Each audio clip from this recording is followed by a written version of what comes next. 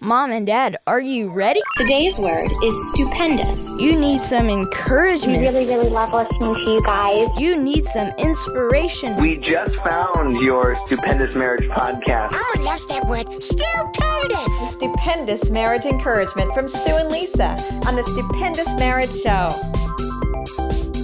Hey there, welcome to the Stupendous Marriage Show. I'm Stu Gray. Hey, I'm Lisa Gray. And this is episode 151. Yay!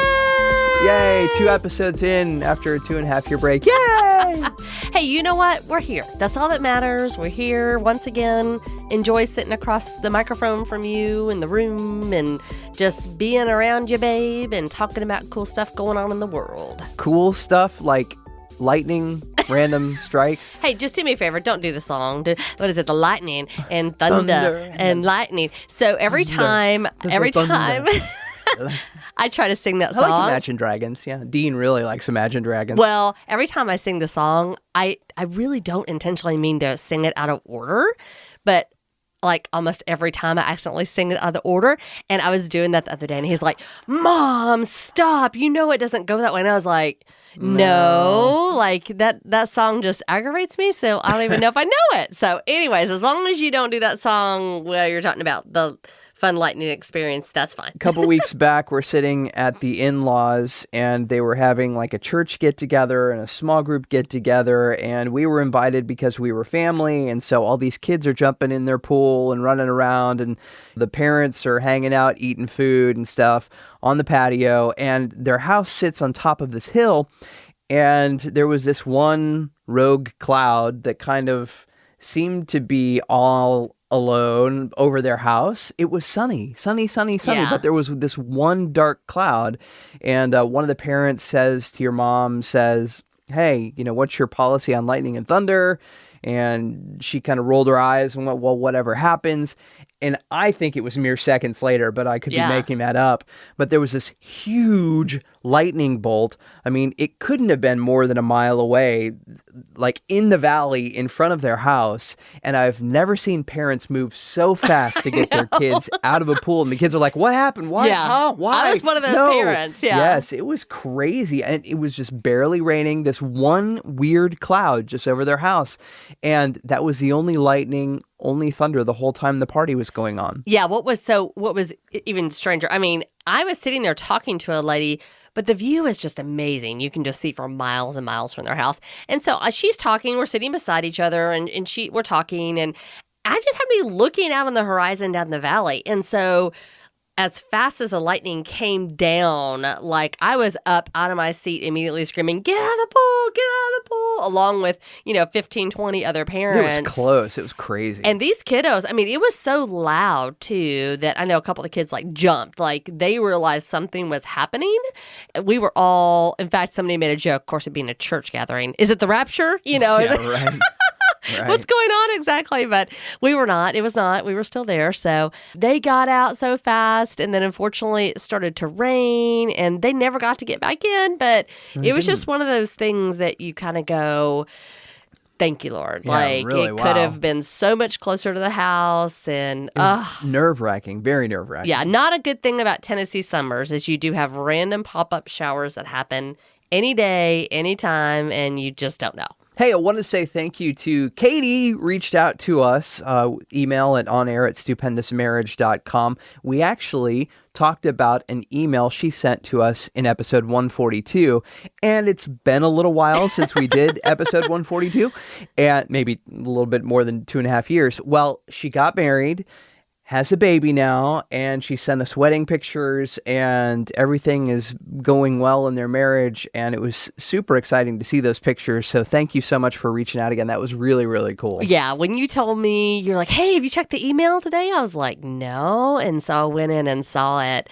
And just to know that they were engaged, I believe, or dating. Right, yeah, when she had emailed, and we talked about her email on the show. And just to know that we had an opportunity to kind of speak into their future, which is now, right, 2.5, 3 years ago, and just to see that they're doing so well, and she's excited about us getting started again, and it just really meant a lot to get her email today and to hear from her and to know that they're doing well, and she's still listening, and I'm just excited to hear from Just excited to hear from more of you.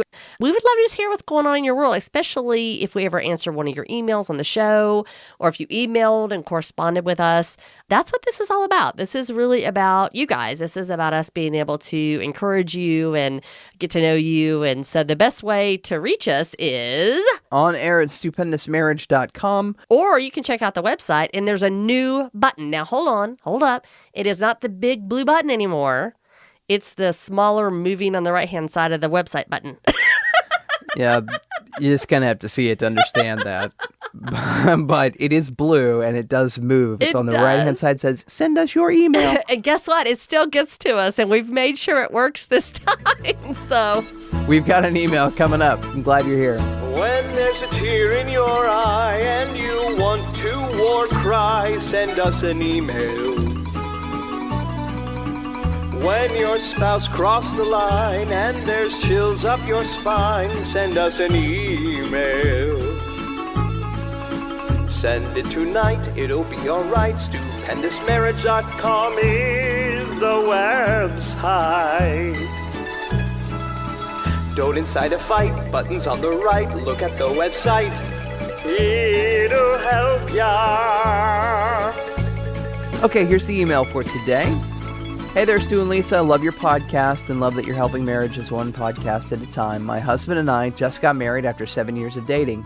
We moved to Georgia for his school, and it just so happens that his very best friend, who is also married, lives here and is going to the same school. That's really great.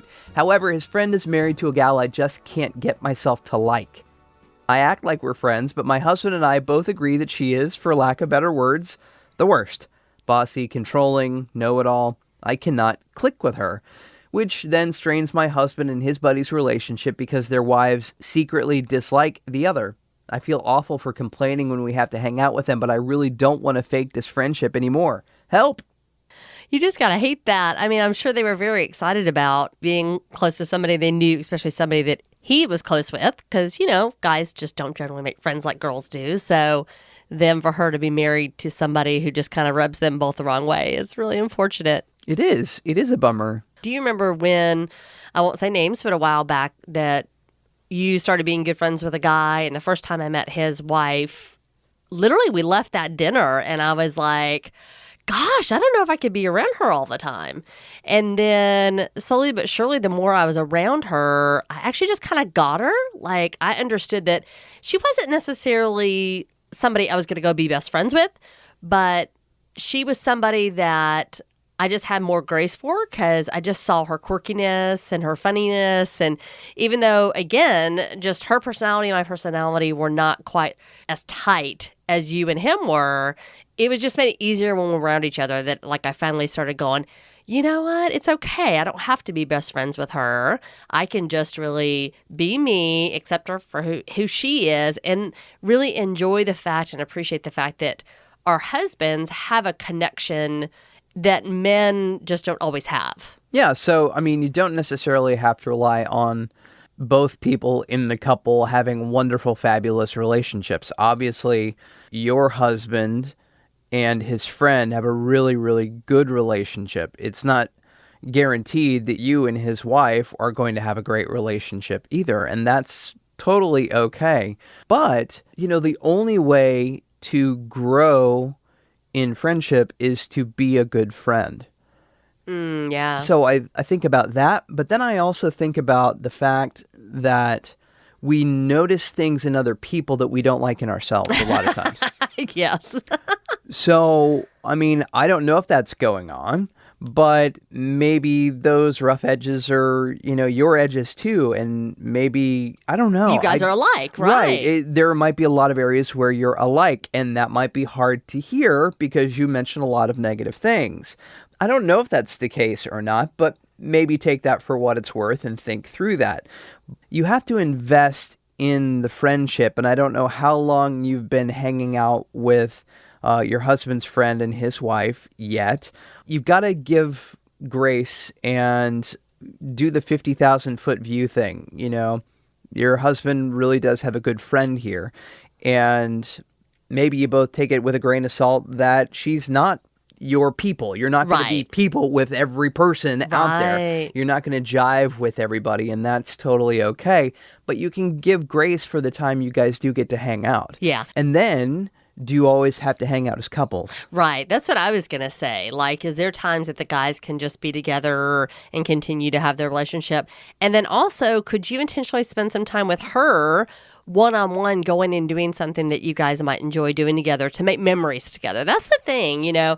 When you have a long-time relationship with somebody and they're your best friend, they've seen things, they've experienced things with you, and now time has gone by and your spouse hasn't experienced that, obviously, with his wife. Sure. And so how can you make your own memories? It doesn't, again, I think lowering the expectations that y'all are going to be best friends, or that you have to have everything in common, or that you're automatically just going to click, I think helps just enjoying the fact that your husband gets to be with his best friend, which is very cool, and this woman who his best friend loves, and just going, you know what, I'm good. Even if she rubs me the wrong way sometimes, I'm just going to extend grace to her because of the fact that I love my husband and I love his best friend.